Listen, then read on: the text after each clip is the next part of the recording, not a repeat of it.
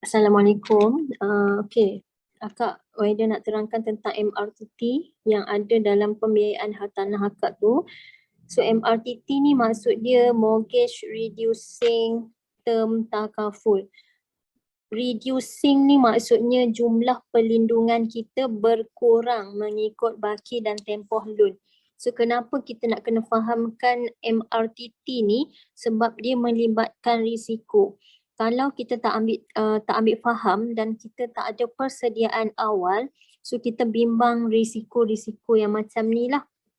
So kita beli rumah, kalau boleh kita nak selamatkan rumah dan harta kita tu daripada risiko lelong, daripada dibekukan.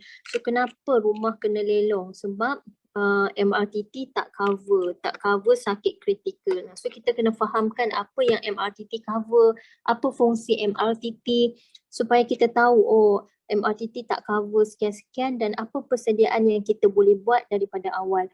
Jadi kita tak naklah situasi yang macam ni, kita berhadapan dengan situasi macam ni, so kena fahamkan awal lah. Sebab 35 tahun tempoh pembiayaan tu adalah satu tempoh yang sangat lama kan. Jadi dalam kita nak membayar rumah tu sampai habis selama 35 tahun ni, pelbagai risiko yang mungkin, ni kematian ni memang pastilah, kecacatan, sakit kritikal, kemasukan hospital, ini semua adalah kemungkinan risiko yang kita akan hadapi. Tapi kematian ni memang pasti. Jadi kalau kita meninggal, MRTT tak cukup cover, rumah tak settle bayar, so apa akan berlaku kepada waris? Okey, jom. Ini antara risiko kewangan yang kita mungkin terpaksa hadap. Jadi MRTT dia boleh melindungi kita daripada beberapa risiko sahaja, itu pun kalau MRTT kita full cover.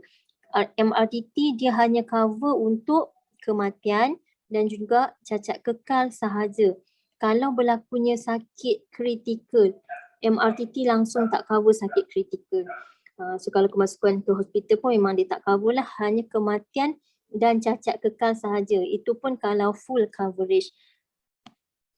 Okey. So dekat sini just nak fahamkan, nak agak faham sikit lah tentang MRTT ni. Apa maksud MRTT? MRTT adalah Mortgage Reducing Term Takaful, di mana jumlah perlindungan dia berkurang mengikut baki dan tempoh loan. So contohnya dia buat pembiayaan 500,000 selama 35 tahun. So ini adalah keluar MRTT. Jadi bila dia dah bayar, baki loan berkurang. So MRTT dia yang asalnya 500,000 perlindungan pun akan turut berkurang mengikut baki dan tempoh loan. So itu maksud dia reducing term. So MRTT ni memang bank dah masukkan sekaligus dalam loan akak tu. So dia sebenarnya menyebabkan ada interest. Dan perlindungan MRTT hanya dia melindungi pembiayaan hartanah yang akak beli ni sahaja. Kalau akak refinance balik rumah tu nanti, bermaksud akak buat loan baru, so pembiayaan hartanah yang sekarang ni kiranya terbatal lah. MRTT yang ada dalam pembiayaan hartanah sekarang kiranya terbatal sebab kita dah buat pembiayaan semula. Ataupun kalau kita jual rumah ni, kita beli rumah baru, MRTT rumah ni pun akan batal. Polisi akan batal sekiranya kita refinance ataupun kita jual. Ini adalah perlindungan dia. Perlindungan MRTT hanya kematian dan cacat kekal sahaja. Dan penerima MRTT adalah bank. Contohnya kejap lagi ada bagi. Waida nak tunjuk dekat akak situasi akak punya MRTT. Kejap.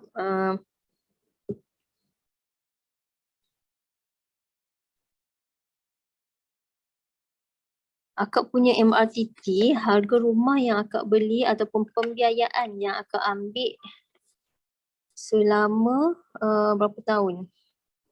360 bulan kan? 30 tahun, betul tak?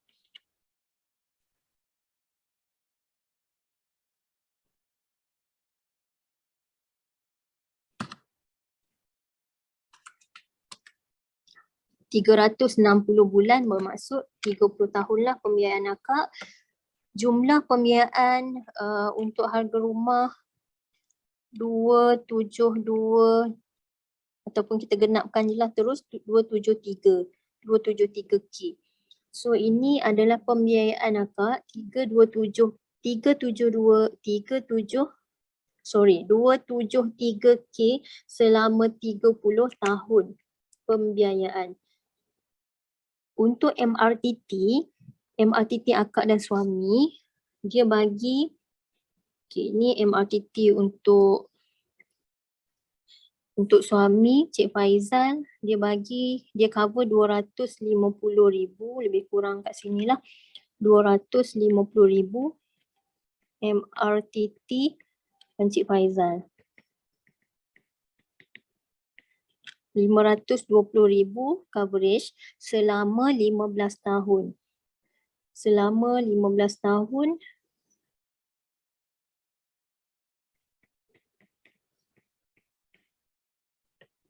jadi ini coverage untuk suami akak 250,000 selama 15 tahun. So coverage dia hanya di bahagian sini sahaja. Untuk akak pula 180,000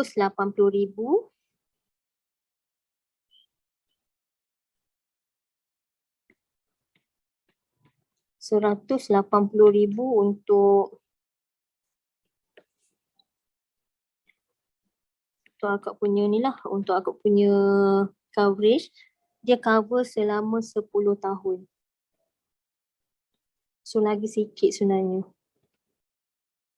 Okay, ini coverage akak selama 10 tahun. Yang biru adalah coverage suami akak. Jadi apa akan berlaku sekiranya salah seorang meninggal pada tahun, kita ambil contoh situasi, kalau akak meninggal pada tahun ke-10, MRTT dia dah berkurang. Kan macam tadi ada cakap, jumlah MRTT ni maksudnya reducing term. Walaupun asalnya 180, tapi dia akan berkurang jumlah perlindungan dia. Cik Faizal pun daripada 250,000 makin hari dia akan berkurang dia punya jumlah perlindungan dia. Jadi apa akan berlaku sekiranya akak meninggal pada tahun ke-10? Sekiranya akak meninggal pada tahun ke-10, MRTT dah habis, dah zero. Pada tahun ke-10 dah tinggal kosong. Jadi dah tak ada coverage. Jadi bulanan yang Cik Faizal kena teruskan bayar balik pinjaman macam biasa. Sekiranya pada tahun ke-10 isteri meninggal, Cik Faizal kena teruskan bayar balik pinjaman seorang diri macam biasa, tak ada pengurangan langsung. Okey, apa berlaku kalau meninggal pada tahun ke-5? Kalau meninggal pada tahun ke-5, mungkin jumlah hutang meninggal pada tahun ke-5, jumlah hutang daripada 273K mungkin turunlah sikit pada tahun ke-5 tu jadi 260K contohnya. Baki hutang ada lagi 260,000. MRTT akak pada tahun ke-5 tadi asal 180, disebabkan dia berkurang, mungkin dekat sini dah jadi tahun ke-5 180 bahagi 2 90,000. Baki MRTT tinggal 90,000. Jadi bila meninggal pada tahun ke-5, hutang rumah ada lagi 260K, tolak MRTT akak yang berbaki hanya 90,000, 260 tolak 90,000. So ada baki loan lagi 170,000 yang Cik Faizal kena teruskan bayar balik.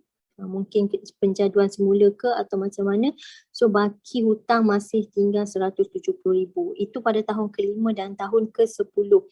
Sekiranya meninggal pada tahun ke-11 sampailah tahun ke-30 ni langsung tak ada coverage. Tahun ke-10 sampai tahun ke-30 ni memang langsung tak ada coverage. Sekiranya meninggal, Cik Faizal kena teruskan seorang-seorang bayar balik pinjaman tu macam biasa. So takut agak berat lah nak menanggung seorang-seorang kan. Itu itu situasi kalau si isteri meninggal. Kalau Cik Faizal sebagai suami yang coverage sebanyak 250,000, cover sehingga 15 tahun sahaja. Jadi kalau meninggal pada tahun ke-10 lah contohnya, meninggal pada tahun ke-10, baki hutang mungkin tinggal lagi dalam 260, mungkin adalah dalam 240K lah contohnya. Secara kasar lah, udah ambil ni. Meninggal pada tahun ke-10, baki hutang ada 240,000 lagi. MRTT dia dah berkurang kan, daripada 250 dah berkurang jadi 250 pada tahun ke-10 dah jadi mungkin tinggal 80,000 atau 90,000. Sebab ada balance lagi 5 tahun je coverage dekat sini. Jadi mungkin dekat sini MRTT dah jadi 90K.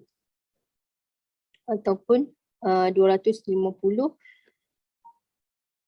ataupun mungkin 150,000 lah kita ambil. Sebab dia dah jumlah MRTT dia dah berkurang. Jadi kalau lah Cik Faizal meninggal pada tahun ke-10, baki hutang ada lagi 240,000, tolak MRTT dia yang berbaki lagi 150,000 atau 100,000 sebab dia punya MRTT dia akan turun lebih laju. MRTT dia akan turun lebih laju sebab tempoh coverage dia singkat sangat. Dia dalam 100,000 tak sampai 150,000. Jadi 240 tolak 100,000, balance lagi 140K yang akak kena teruskan bayar balik pinjaman atau kena settlekan. Kalau meninggal pada tahun ke-15 sampai tahun ke-30 langsung tak ada coverage dan still kena teruskan bulanan yang macam biasalah. Jadi kita bimbang macam sekarang ni mungkin dua-dua sama-sama menanggung. Tapi kalau salah seorang dah tak ada, dah patah satu sayap, risaunya takut beban untuk menanggung seorang-seorang. Ini dia cover kematian dan cacat kekal lah. Kalau berlaku cacat kekal, ini sahajalah coverage. Kalau berlaku cacat kekal, coverage dia samalah situasi yang macam yang diceritakan untuk kematian. Itu untuk kematian dan cacat kekal sahaja. Apa berlaku sekiranya sakit kritikal?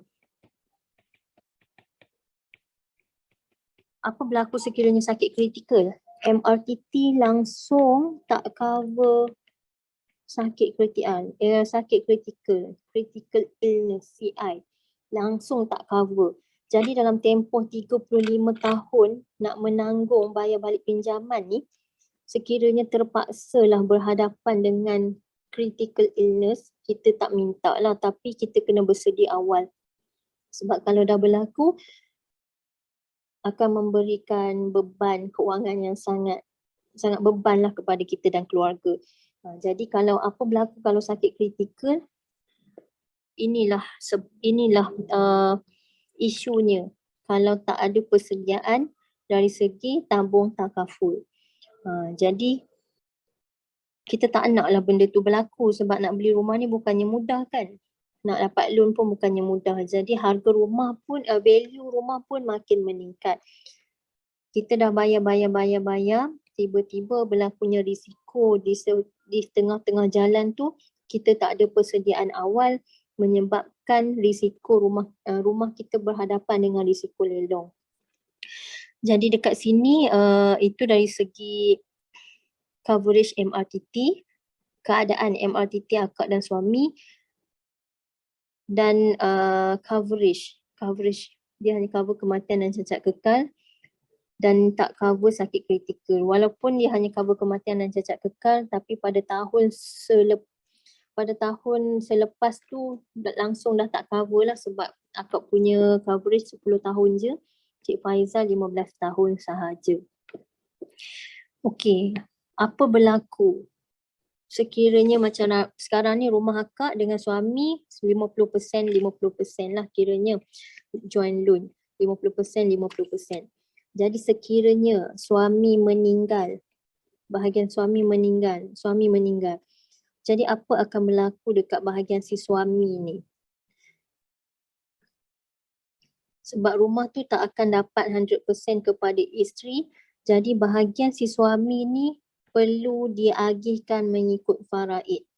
Selepas hutang selesai,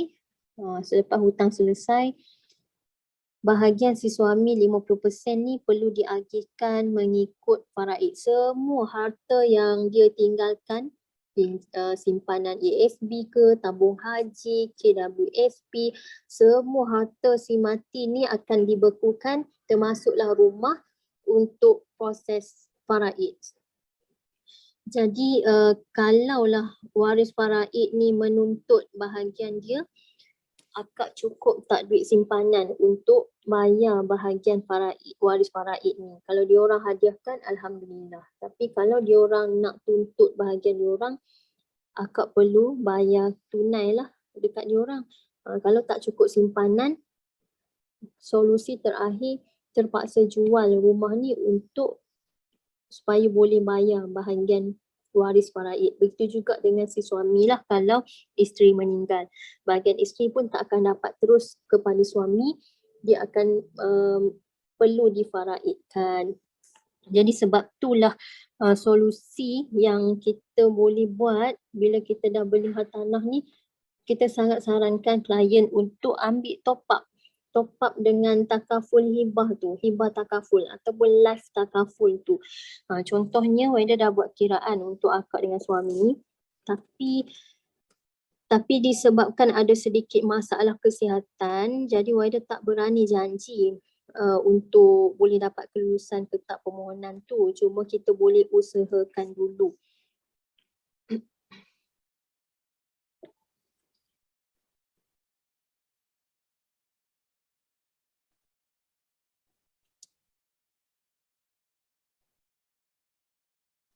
Okay, contohnya akak punya quotation ni untuk hibah takaful, akak boleh top up hibah takaful lah. Buat simpanan dalam tabung hibah takaful yang contohnya dekat sini Waida bagi dua pilihan, Waida kirakan dua pilihan. Dia agak mahal sikit sebab umur dah 44 tahun. Tapi RM252, simpanan RM252 untuk akak standby dana RM350,000. Ataupun simpanan RM314 untuk takaful, pampasan takaful RM500,000. Jadi sekiranya berlaku kematian ataupun cacat kekal, sekiranya berlaku kematian, warislah akan dapat RM350,000 ni atau RM500,000. So kalau tadi meninggal, MRTT tak cukup cover dan ada baki hutang yang waris kena selesaikan, jadi dengan pampasan yang waris terima RM350,000 atau RM500,000 ni, dia sangat-sangat membantu pasangan atau waris yang kita tinggalkan untuk diorang gunakan duit ni, lupuskan hutang rumah tersebut lah, baki hutang tu. Mungkin sekarang kita sama-sama menanggung, jadi salah seorang meninggal, dah bertambah berat beban nak menanggung seorang-seorang. Jadi dengan pampasan ni yang si waris atau pasangan terima, dia boleh meringankan beban lah dengan melupuskan semua hutang rumah tersebut. Dan bukan je hutang rumah, hutang-hutang lain yang kita tinggalkan, waris kita boleh bantu kita lupuskan juga. So kita pun tak meninggal dalam keadaan berhutang dan tidak meninggalkan beban kepada waris. Kalau berlaku kematian, waris dapat. Kalau berlaku cacat kekal, kita yang dapat. Pemilik polisi tu yang akan dapat RM350,000 atau RM500,000 pada tahun pertama sampai tahun keempat. Tahun kelima, dia ada peningkatan. Plan ni bestnya sebab dia ada peningkatan jumlah pampasan setiap 5 tahun, 10% daripada jumlah pampasan. 10% ni adalah daripada jumlah pampasan yang kita ambil. Kalau kita ambil 350,000, peningkatan dia 35,000 setiap 5 tahun. Kalau ambil 500,000, peningkatan dia 50,000 setiap 5 tahun. Jadi kalau meninggal pada tahun ke-10, waris dapat 420. Meninggal pada tahun ke-20, waris dapat 490,000 ataupun 700,000. Kalau ambil yang 500,000, tahun ke-5 pun dah naik jadi 550,000. Yang ini kalau berlakunya cacat kekal, pemilik polisi lah yang akan dapat. So, sakit kritikal. Dekat sini pun ada tabung sakit kritikal tambahan 100,000 lagi. Yang ni yang boleh bantu kita untuk adakan dana penggantian pendapatan sekiranya terpaksa berlakunya sakit kritikal tadi kan MRTT langsung tak cover. Jadi at least kita dapat dulu pampasan 100,000 tunai yang kita boleh gunakan untuk teruskan bayar balik pinjaman rumah tersebut dan kos-kos sara hidup yang lain. 100,000 ni minimum, kalau nak ambil lebih pun boleh. So apa lagi manfaat yang boleh dapat? Khairat kematian RM2,000, pampasan berganda, 2 kali ganda daripada jumlah hibah sekiranya kita meninggal di Mekah ataupun Madinah ketika menunaikan haji dan umrah. So ada badal haji, ada waiver. Kalau kita mencarum, dalam tempoh mencarum berlakunya sakit kritikal tahap 3 atau 4, bulanan kita dah tak perlu mencarum dah sampai umur 60. Dia dah jadi percuma. Okay, dia ada lagi manfaat tambahan kematian disebabkan kemalangan. Sekiranya kematian disebabkan kemalangan di Malaysia, waris dapat tambahan lagi 100,000. Sekiranya kemalangan di luar negara, ketika menaiki public transport berjadual, waris dapat 200,000 lagi. Kalau meninggal tu akibat kemalangan di luar negara, waris dapat tambahan 300,000 lagi. Inilah untungnya kalau kita buat simpanan ke dalam takaful. Sebab kita memang tak mampu nak menyimpan sendiri untuk dapatkan simpanan yang banyak dalam masa yang singkat. Dan simpanan kita tu akan dibekukan. Pasangan kita tak boleh guna pun ketika kita meninggal, pasangan kita nak bantu lupa hutang ke apa, dia tak boleh guna. Melainkan selesai semua bahagian faraid, baru dia boleh gunalah untuk dia nak settlekan apa-apa yang baki hutang ke, nak teruskan bayar balik pinjaman rumah ke dan sebagainya, baru dia boleh gunakan. Jadi dengan pampasan takaful ni sangat-sangat membantu waris lah. Kalau simpanan RM252.20 kalau akak menyimpan sendiri, berapa tahun nak boleh cukup 350,000 tu? Darab 12 bulan, kalau akak menyimpan sendiri 30 tahun baru dapat 90,000. Kalau akak menyimpan RM252 ni, amount yang sama, 30 tahun menyimpan pun baru dapat 90,000. Tapi dalam takaful dengan amount yang sama, akak dah tak perlu risau. Simpanan yang akak buat tu, akak dah standby dana pelupusan hutang atau dana penggantian pendapatan 350,000 minimum. Sebab dia ada peningkatan lagi setiap 5 tahun kan. Dan dekat bawah ni adalah saving value. Tahun ke-5 saving value dia 3,475. Tahun ke-10 10,000. Tahun ke-16 iaitu pada umur akak 60 tahun nanti 18,000. Saving value ni Great Eastern dia ambil beberapa persen daripada caruman kita, dia akan invest. Keuntungan tu dia akan masuk ke dalam akaun kita lah. Jadi pada tahun ke-16 contohnya pada umur akak 60 tahun nanti, akak nak surrender, tak nak dah terus mencarum, akak boleh keluarkan semua saving value yang ada ketika ni. Okey, plan ni dia sampai 100 tahun. Perlindungan dia sampai 100 tahun. Tapi bulanan yang kita kirakan hari ini, dia akan kekal sampai umur 60 tahun sahaja. Lepas tu 60 ke 80 dia akan auto sambung ke 80, masa tu baru bulanan dia ada revise sikit lah. Tapi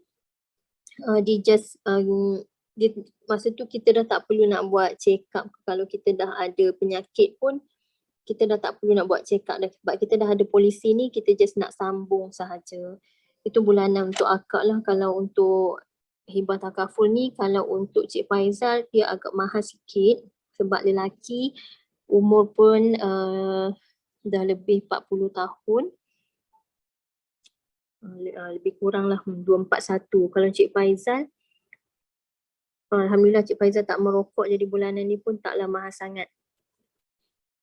Untuk Cik Faizal punya bulanan takaful dia RM241. RM241 untuk 350,000, RM312 untuk 500,000 ataupun setengah juta. Jadi kalau nak prepare setengah juta untuk kematian dan cacat kekal hanya perlu simpan RM312 sahaja sebulan. Dan dia ada tambahan lah tabung sakit kritikal RM100,000. Dan juga manfaat-manfaat lain tu sama je macam yang Waida terangkan untuk akak tadi.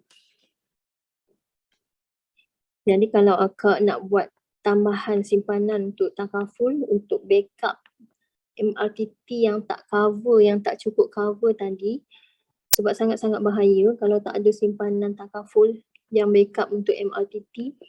Jadi kalau apa-apa berlaku, tak ada waris atau pasangan yang ditinggalkan, tak ada modal untuk teruskan bayar balik pinjaman ataupun settlekan baki hutang, kita risau rumah tu terpaksa jual ataupun terkena lelong lah. Jadi kalau kita dah prepare daripada awal, apa-apa jua risiko pun kita tak adalah terus terduduk. At least kita dah standby awal. So itu sahajalah daripada Waida. Kalau akak ada apa-apa persoalan, tak faham boleh maklum.